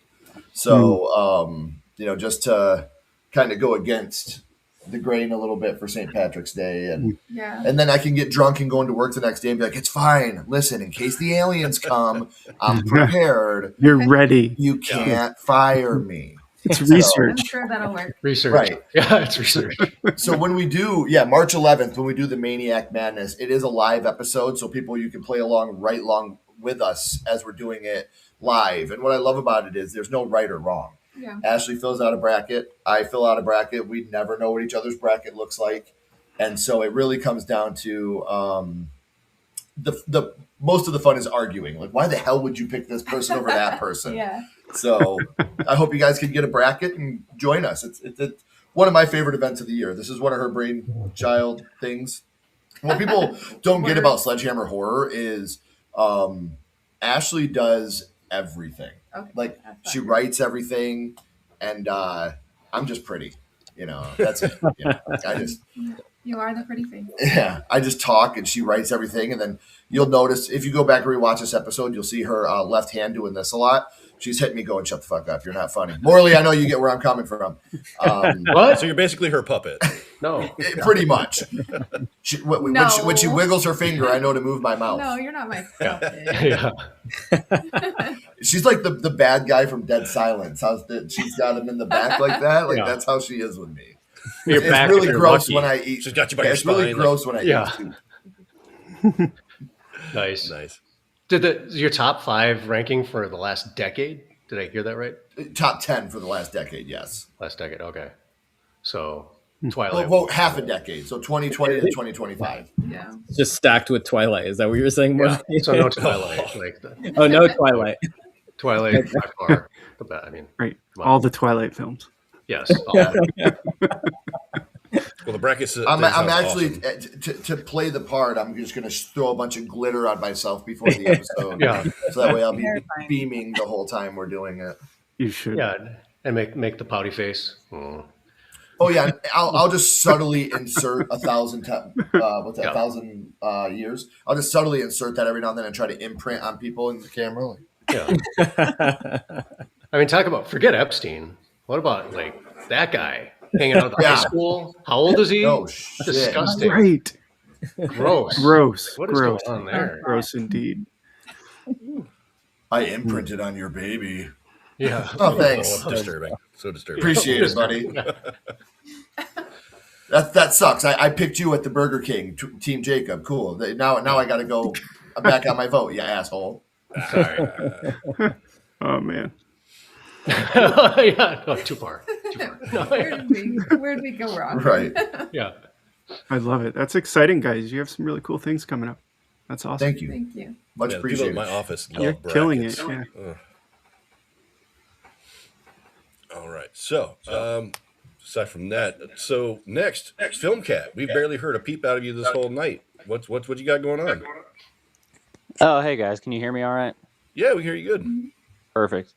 Well, I don't got a whole crazy lot planned for this upcoming week. I just finished a series that I did through February called Horror Noir, where I talked about a different black acted or black made horror movie every Friday and kind of went into the history of it, some commentary from the director as to why they wrote it, why it was culturally significant, impact it had on me, this, that, or the other, and then shouted out a fellow creator. So just did the final episode of that Friday, so that was a lot of fun. And I have a newer segment that I started where I take a different state, find a horror movie from that state, and then talk about a fun fact from that horror movie. And that's been one of my favorite things that I've done. That's a lot of fun. Usually gets a lot of people talking, especially if they're from that state, or like, oh, do my state next. And then I can quote that and do their state, and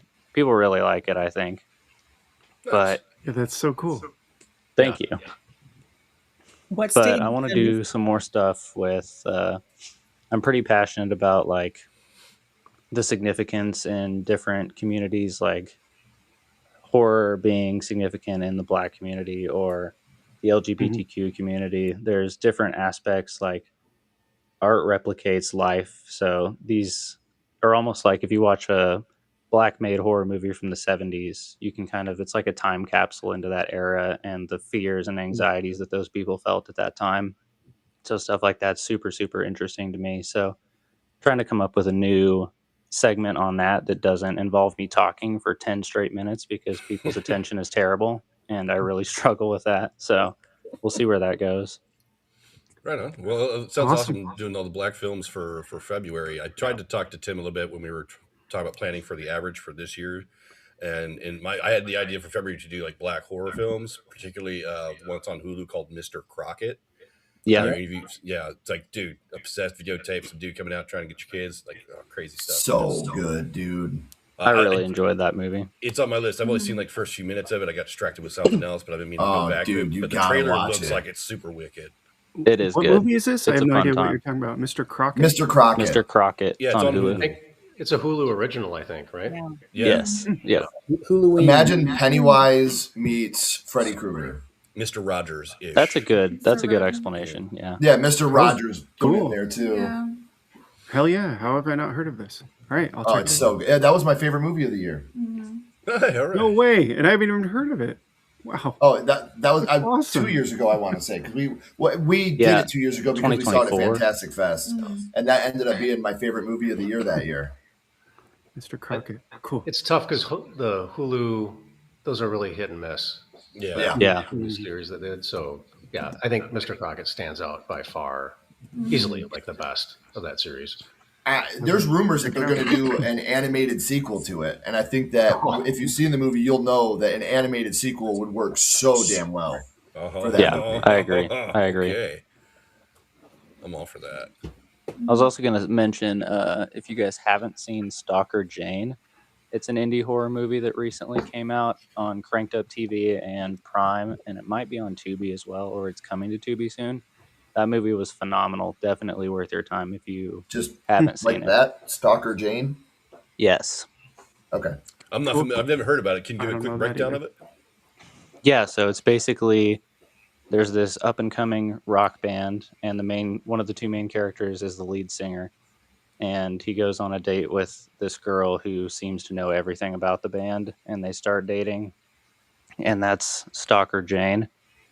And so she's kind of like a psychopath and will do anything, and I mean anything, to make sure that her new boyfriend and their band make it in the industry. And its lead character is played by an artist who I don't think has acted before, but she makes music. Her name's Halo Kitsch, and she was absolutely phenomenal. The writing was phenomenal. Something that doesn't happen a lot with a lot of lower budget indie films is the sound mixing is very, very difficult. And especially using certain mics in certain areas, sometimes the sound can be dampened or quiet.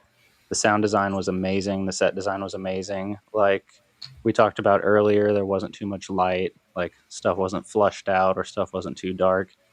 And the writing was phenomenal. I thought the lead actress was a great job, because sometimes in movies it's very difficult to capture the essence of like a psychopath or like a serial killer, but she wasn't like in your face crazy. She was very calm, very charming, very intelligent, and then just little tweaks of the screws loose when she's by herself. So like I just thought the writing was phenomenal. I was like went in with kind of low expectations and was like, wow, this is one of my favorite movies I've seen this year so far. That's awesome. I will check that out too. I like you did an excellent job of breaking down your noir series. I really enjoyed thank you. watching those. I appreciate that. Yeah. And then I also like how you break away too between the, fun trivia facts in the States. Like I love the one you did on Strangers, or not Strangers. Was it with Liv Tyler? The Strangers. Strangers, yeah. You did great on that. And then, but I like how you broke away too, when you're talking about like, you're done with trailers. Like, great, right? Mm-hmm. Like it's just, we're at that point now, right? I think we've been at that point for a while, but yeah. So movie trailers is kind of a lost art form. It doesn't just give you a little bit. I end up seeing the whole movie in 3 minutes. So it gives you all the highlights, and then I'm like, shit. Now I don't the last great trailer was Barbarian. Yeah, Barbarian was the last great movie trailer.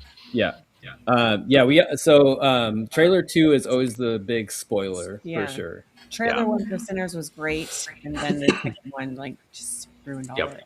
Yeah. I hate anytime I see on YouTube or anything, I skip immediately or I turn it down or whatever, because it's just like, it's gonna fuck everything up for this movie, right? Yeah. And it's the marketing team is like, no, we have to have this and this and this to attract, who's our target audience, and we got to use these 5 elements to have. And you're just like, what's the point of seeing the movie? Like, ruin everything, right? Yeah. What's really interesting to me though is sometimes I'll go back and watch trailers of movies from the 70s or 80s, and they just have the full movie in the trailer. Like it's like horror movies from the 70s, they will show you everything. They'll show you the last kill, who the killer is, the reveal, all of that. This isn't a horror movie either, but if you watch the trailer for Free Willy, they give away him jumping out to be free on the cover. I don't remember this being that spoilery, but apparently, Go back and rewatch the RoboCop trailer if you want that. The RoboCop trailer is we're Detroit people, so we're always compared to RoboCop. Hey, this isn't like RoboCop. Yeah, no shit, dude. That was 1980. Yeah.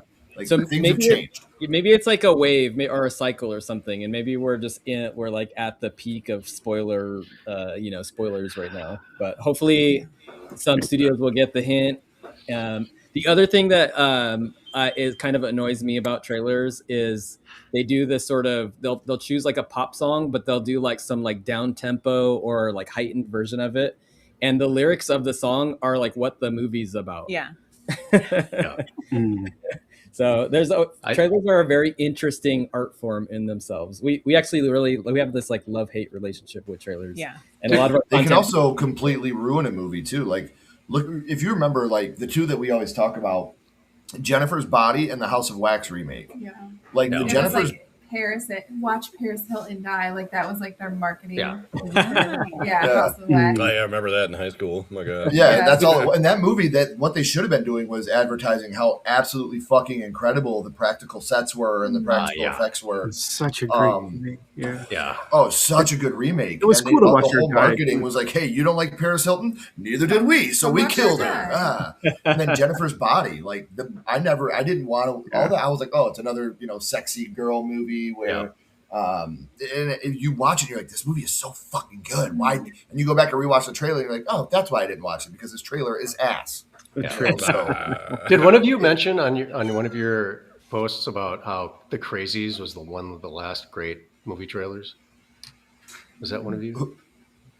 Oh, I was just saying, I said the last great movie trailer for me was Barbarian. Yeah. Barbarian. Okay. Yeah, I think I love when you're talking about the music or whatever in a trailer or whatever, the Crazies trailer I thought was phenomenal, where he's dragging the pitchfork and it's I can't remember the song, but it was like perfect song for the tone of the movie.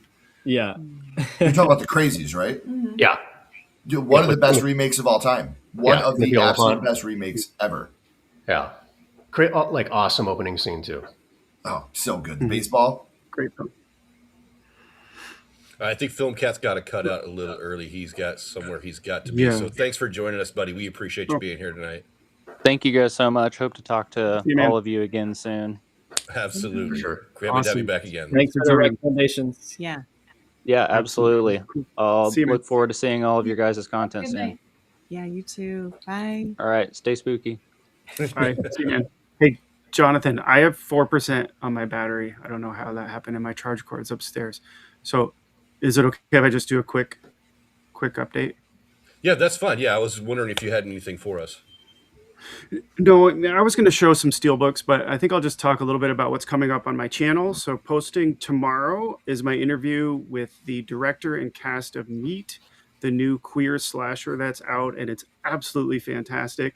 The killer in it is called The Stud, and he has all these like spiky studs all over. It's fucking awesome. I loved it. And that's with Roger Connors, who wrote and directed, Cody Steele, Anthony Cavada, and Matt Cain. And it was the first time they did a panel interview after they filmed the movie. So that's coming up tomorrow. I have a bunch of interviews right now that I haven't posted yet. I think I have 15, maybe 16. But some of the highlights, I've got Brad Anderson coming out, who directed Session 9, which is one of my favorite movies. And I can't believe I got to chat with him. Oh my gosh, he was so cool. I got to talk with Lynn Shay again recently. So I have another interview coming out with Lynn Shay. I talked to Martin Portlock, who played Peter Pan in Peter Pan's Neverland Nightmare, the British actor. That was cool. That was fun. He actually reached out to me to set that up, so I thought that was awesome. And I talked to Toby Poser and John Adams of the Addams Family, the married couple. Their new film that's out on Shudder right now is called Mother of Flies. I love their movies, and it was really awesome to sit down with them. So that'll be coming up soon. And then I have 12 others that I can't wait to share as well, and that's A&B Horror Movies on YouTube. And I have 3% now. Okay, great. Well, we'll go ahead and get this wrapped up, because that's pretty much it for everybody. So that brings us to the end of another massive night. First and foremost, I have to give a huge thank you to Aaron, of course, for stepping into the co-host seat tonight and helping me steer the ship while Tim is away. You are a pro, dude. I appreciate you so much. Absolutely. No, this was a lot of fun. Thank you for having me. Thank you, everyone, for joining. Thanks for watching. You guys are all awesome. This has been amazing. All right. And Morley, so glad to have you as a guest tonight. We appreciate you taking the time to be with us here tonight. It was a blast. Thanks for having me. You are so welcome. So if you haven't seen Uncontained yet, everyone, get over to Amazon Prime or Tubi and check it out immediately. And of course, to the heart of the show, our panel, thank you, Tony and Elise. We're so glad to have you guys back on again. Kelsey, love the new name for the channel. Can't wait to see what else you got going on. Sledgehammer Horror. So awesome having you guys on. Of course, we've already said goodbye to Film Cat for the night. But aside from that, thank you all for sharing your time and your passion for the genre with us tonight. But one last thing to share. Before we fade out, I do have a bit of news. This actually marks our final episode of the Dread broadcast in this specific format. We've been at this for nearly a year now, and in that time, we've had some incredible conversations with our panel members, and we've looked at what works, what we love, and where we can make things even better for you. So we've been listening, we've been fine-tuning, and we're ready to evolve. We can't wait for you to see what we have in store for March. It's a new chapter for the broadcast, and I promise you it's going to be something special. Until then, keep supporting one another, keep checking out these creators, and most importantly, keep looking into the dark. I'm Jonathan. Good night, everybody.